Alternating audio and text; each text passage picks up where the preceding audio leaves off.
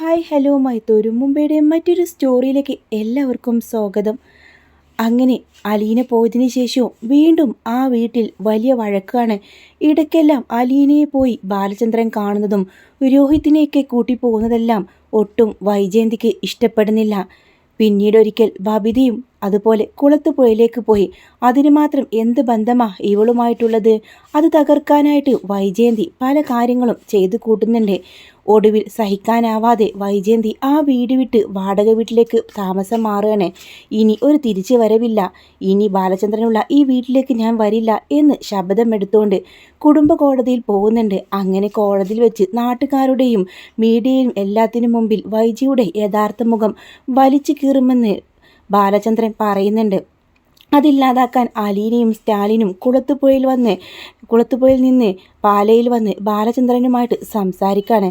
ബാലചന്ദ്രൻ, ഇതൊന്നും നാട്ടുകാരുടെ മുമ്പിൽ പറയരുത്, നിങ്ങളുടെ മക്കൾക്ക് തന്നെ നാണക്കേട്. അലീനയുടെ സ്നേഹമായ സംസാരത്തിലൂടെ ബാലചന്ദ്രൻ്റെ മനസ്സ് മാറുന്നുണ്ട്. അങ്ങനെയാണെങ്കിൽ കുടുംബ കോടതിയിൽ പറയുന്നില്ല, എല്ലാ കൈതക്കൽ മാളിക വീട്ടിലെ എല്ലാ കുടുംബാംഗങ്ങളെയും വിളിച്ചുകൂട്ടി ഒരു യോഗം നിശ്ചയിച്ച് അവിടെ വെച്ച് ഞാൻ എല്ലാം പറയും. തനിക്കുണ്ടായ അപമാനം, നഷ്ടം എല്ലാം ഞാൻ പറയും. ഞാൻ പറയുന്ന ആളുകളെല്ലാം വിളിച്ചു കൂട്ടണം. അങ്ങനെ അതിന് ഒരു ഒത്തുതീർപ്പായി. സ്വന്തക്കാർ മാത്രമാണല്ലോ സത്യങ്ങളൊക്കെ അറിയുന്നത്, നാട്ടുകാരും മീഡിയക്കാരും അറിയുന്നില്ലല്ലോ. ഒടുവിൽ ഗംഗാധര മേനോനും ശിവശങ്കര മേനോനും അത് വകവെച്ച് കൊടുക്കേണ്ടി വന്നു. അങ്ങനെ അവർ പറഞ്ഞ ദിവസം കുടുംബാംഗങ്ങളെല്ലാം കൈതക്കൽ മാളിക വീട്ടിൽ വന്നുകൂടി. ഇവിടെ വെച്ച് ബാലചന്ദ്രൻ ആ സത്യം വെളിപ്പെടുത്താണ്. ഈ നിൽക്കുന്ന വൈജയന്തി എൻ്റെ ഭാര്യയായിട്ട് 22 വർഷം കഴിഞ്ഞു. ഇന്നേവരെ അവളെന്നെ ഒരു ഭർത്താവായിട്ട് അംഗീകരിച്ചില്ല എന്നതാണ് സത്യം.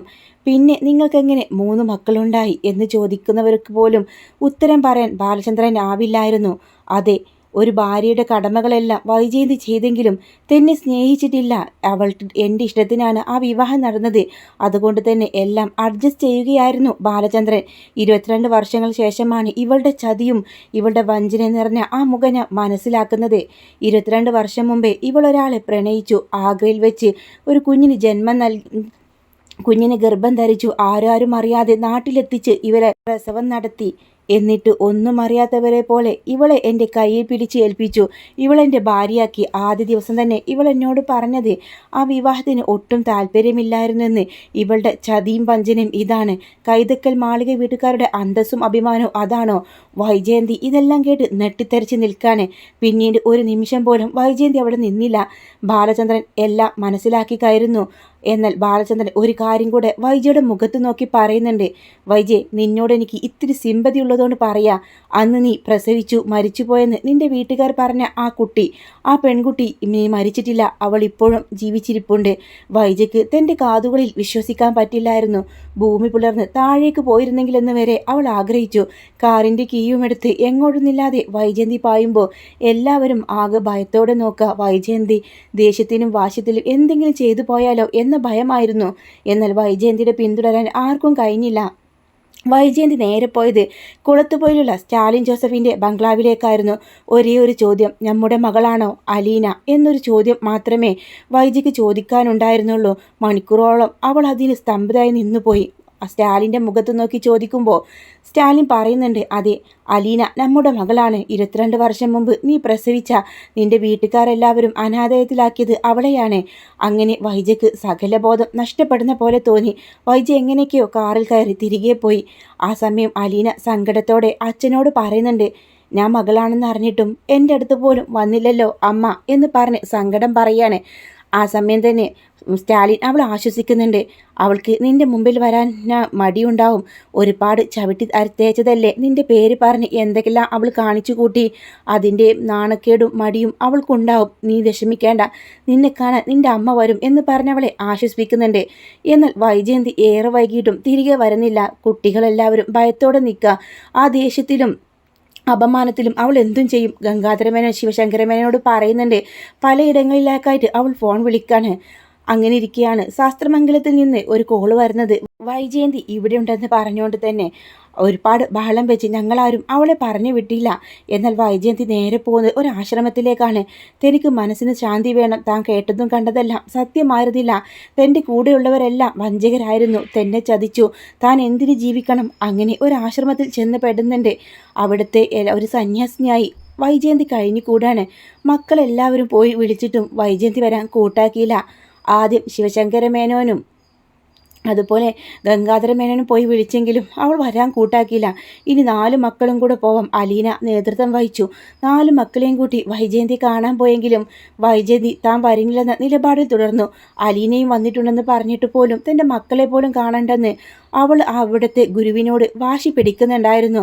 അങ്ങനെ അവർ നിരാശയോടെ വന്നു. അമ്മയ്ക്ക് തോന്നുമ്പോൾ അമ്മ തിരിച്ചു വരട്ടെ. ഈ സമയം ബാലചന്ദ്രന് അറ്റാക്ക് വന്ന് ബാലചന്ദ്രന് ഹോസ്പിറ്റൽ വീണ്ടും അഡ്മിറ്റായി. അയാളെ തന്നെ നോക്കിക്കൊണ്ട് പരിചരിച്ചും അലീന അവിടെ കൂടെ ഉണ്ടായിരുന്നു. കുറച്ച് ദിവസങ്ങൾ കഴിഞ്ഞപ്പോൾ വീണ്ടും ഹോസ്പിറ്റലിൽ നിന്ന് ഡിസ്ചാർജായി വീട്ടിലേക്ക് വന്നു. അപ്പോഴും അയാളെ കെയർ ചെയ്യാനും അയാളുടെ കൂടെ നിൽക്കാനും അലീന മാത്രമേ ഉണ്ടായിരുന്നുള്ളൂ. അങ്ങനെ ഒരു ദിവസം വൈജയന്തി ആശ്രമത്തിൽ നിന്ന് വീട്ടിലേക്ക് വന്നു. അവൾ വന്നു തന്നെ എല്ലാവർക്കും സർപ്രൈസ് ആയിരുന്നു കേട്ടോ.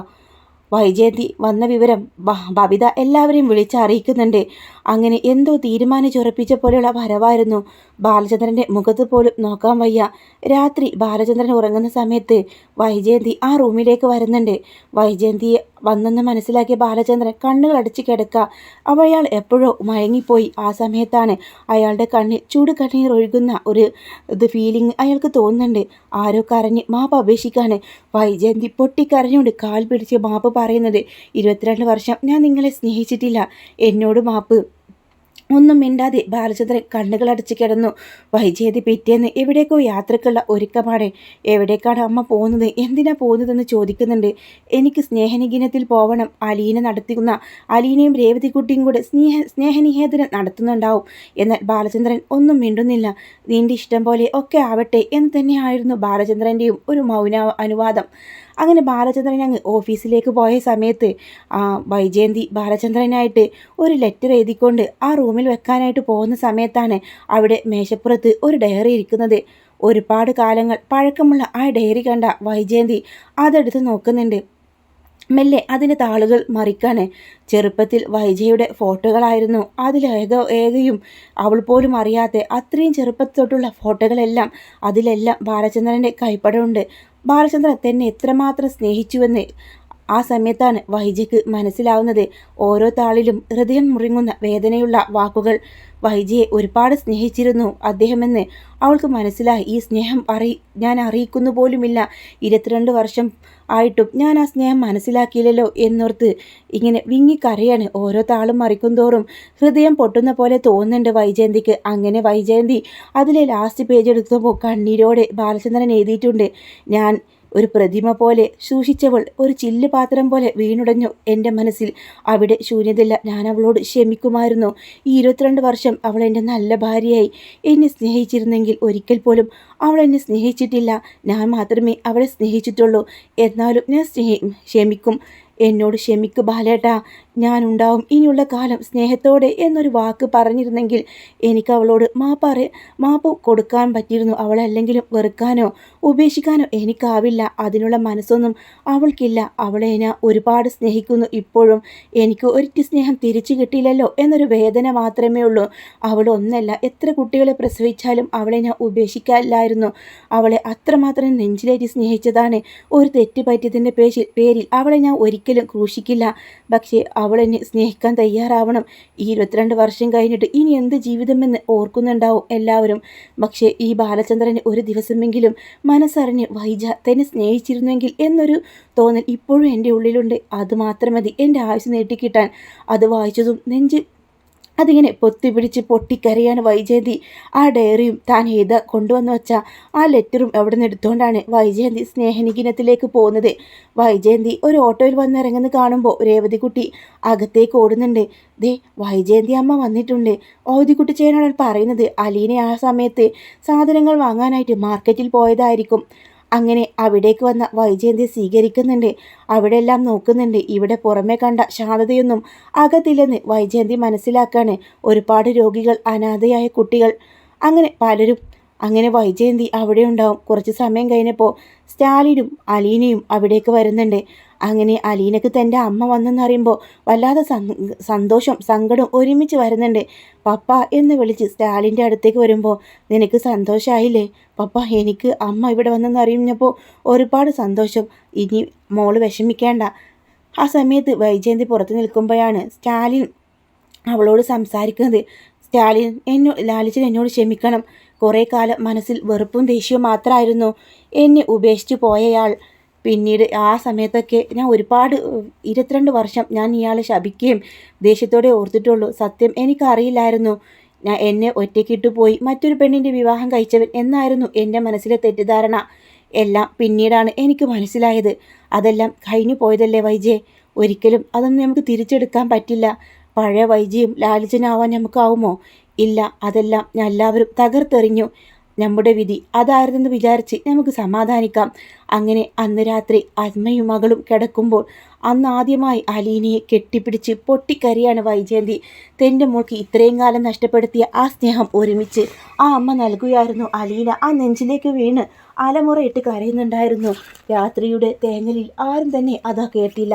അങ്ങനെ 2 ദിവസം കഴിഞ്ഞു പോയി. അപ്പോഴാണ് മനുവിൻ്റെ ഒരു കോള് അലീനയ്ക്ക് വരുന്നത്. എത്രയും പെട്ടെന്ന് സിറ്റി ഹോസ്പിറ്റലിൽ എത്തണം. അലീന ആ വിളി കേട്ടപ്പോൾ തന്നെ വല്ലാതെ ഭയന്നു. എന്താണ് സംഭവിച്ചതെന്ന്. അങ്കിളിന് ഒരു അറ്റാക്കും കൂടെ വന്നു. ആരും കണ്ടില്ലായിരുന്നു. ഹോസ്പിറ്റലിൽ എത്തിച്ചപ്പോഴേക്കും ഒരുപാട് വൈകി. അലീനയ്ക്ക് അപ്പം തന്നെ അപകട സൂചന മുഴങ്ങിയിരുന്നു. ആ സമയത്തിന് ബാലചന്ദ്രൻ ഈ ലോകത്തു നിന്ന് വിട പറഞ്ഞെന്ന് അലീനയ്ക്ക് മനസ്സിലായി. അവളെ കണ്ടതും രോഹിത് ഓടി വന്ന് ഉറക്കിക്കര, ചേച്ചി, അലീന ചേച്ചി, അച്ഛൻ പോയി എന്ന് പറഞ്ഞ് പൊട്ടിക്കരഞ്ഞു. എല്ലാവരും അദ്ദേഹത്തിൻ്റെ മരണത്തിൽ ദുഃഖം കൊണ്ടു. സ്റ്റാലിൻ ജോസഫ് അദ്ദേഹത്തെ മുഖത്തേക്ക് നോക്കി മനസ്സുകൊണ്ട് വിചാരിക്കുന്നുണ്ട്. വൈജയുടെ ഭർത്താവെന്ന് കേട്ടപ്പോൾ എനിക്ക് വല്ലാതെ ദേഷ്യം തോന്നി. എനിക്ക് കിട്ടാത്തതെല്ലാം നേടിയെടുത്തല്ലോ അയാളെന്ന തോന്നലായിരുന്നു. പക്ഷേ ഇപ്പോൾ ബാലചന്ദ്രൻ്റെ അവസ്ഥ കണ്ട് അദ്ദേഹത്തെ തന്നെ കരച്ചിലടക്കാൻ പാടുപെട്ടു.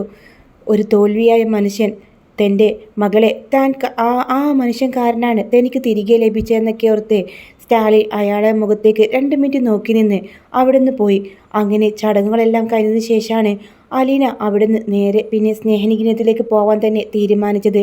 ബാലചന്ദ്രൻ്റെ ഓർമ്മകൾ അവൾക്കതിന് സഹിക്കാൻ പറ്റതിലപ്പുറമായിരുന്നു. ഒരച്ഛൻ്റെ സ്നേഹം മുഴുവൻ നൽകി അവളെ ഈ ഒരു നിലയിലെത്തിച്ചതും സ്വന്തം പപ്പയെ കാണിച്ചു കൊടുത്തതും ആ മനുഷ്യനായിരുന്നു. അതിൻ്റെ ഇതെല്ലാം ഒരു നന്ദിയും കടപ്പാടും അലീനയ്ക്കുണ്ടായിരുന്നു. ഇനി വരാൻ പോകുന്ന ഒരു ലാസ്റ്റ് ക്ലൈമാക്സ് സ്റ്റോറിയാണ് കേട്ടോ ഇത്. അതിനുശേഷം സ്നേഹനികേതന് നോക്കി നടത്തുന്നുണ്ട് വൈജയന്തി. മനുവുമായിട്ടുള്ള വിവാഹത്തിന് ആദ്യം ഗംഗാധര മേനോനും ശിവശങ്കർ മേനോടും സമ്മതം ചോദിക്കാനായിട്ട് വൈജയന്തി ആ വീട്ടിലേക്ക് വരുമ്പോൾ കമല തീർത്തും എതിർത്ത് പറയുന്നുണ്ട്. അങ്ങനെയാണ് അലീനയും മനുവും രജിസ്റ്റർ ഓഫീസിൽ വെച്ച് വിവാഹം നടത്താമെന്ന് തീരുമാനിക്കുന്നത്. അങ്ങനെ രജിസ്റ്റർ മാരേജ് ഒരു സിമ്പിളായിട്ടുള്ള ഒരു വിവാഹം കേട്ടോ പിന്നീട് നടന്നത്. അങ്ങനെ ആഗ്രയിലേക്ക് 2 പേരും കൂടെ പോകുന്നതും ഒക്കെയാണ്. അമ്മയും അച്ഛനും പ്രണയിച്ച് നടന്ന ആ ഒരു സ്ഥലത്തേക്ക് പോകുന്നതൊക്കെയാണ് പിന്നീട് കാണിക്കുന്നത്. ഇതിൻ്റെ ലാസ്റ്റ് ക്ലൈമാക്സ് അലീനയും മനുവും കൂടെ അവിടെ ഒരു ഹോട്ട് റൂമിൽ ഹണിമൂൺ ആഘോഷിക്കുന്ന ആ ഒരു സീന് കാണിച്ചുകൊണ്ടാട്ടോ ക്ലൈമാക്സ് ആവുന്നത്. അപ്പോഴേക്കും നമ്മളെ വൈജയന്തി ഇവിടെ നാട്ടിലിങ്ങനെ സ്നേഹനികേതൻ നോക്കി നടത്തായിരിക്കും. അപ്പോൾ അമ്മത്തോട്ടിൽ ഒരു പിഞ്ചു കുഞ്ഞിനെ ആരോ ഉപേക്ഷിച്ച് പോയിട്ടുണ്ടാവും. ആ കുഞ്ഞിനെയും മാറോട് ചേർത്ത് ഇത് വൈജയന്തിയാണെന്ന് വൈജയന്തിക്ക് തോന്നുകയാണ്. 23 വർഷങ്ങൾക്ക് മുമ്പുള്ള വൈജയന്തിയാണെന്നും അത് തൻ്റെ കുഞ്ഞാണെന്നും ഒരു നിമിഷം വൈജയ്ക്ക് തോന്നുന്ന ആ ഒരു സീനൊക്കെ കാണിച്ചുകൊണ്ടാട്ടോ ഈ ഒരു ക്ലൈമാക്സ് സംഭവിക്കുന്നത്.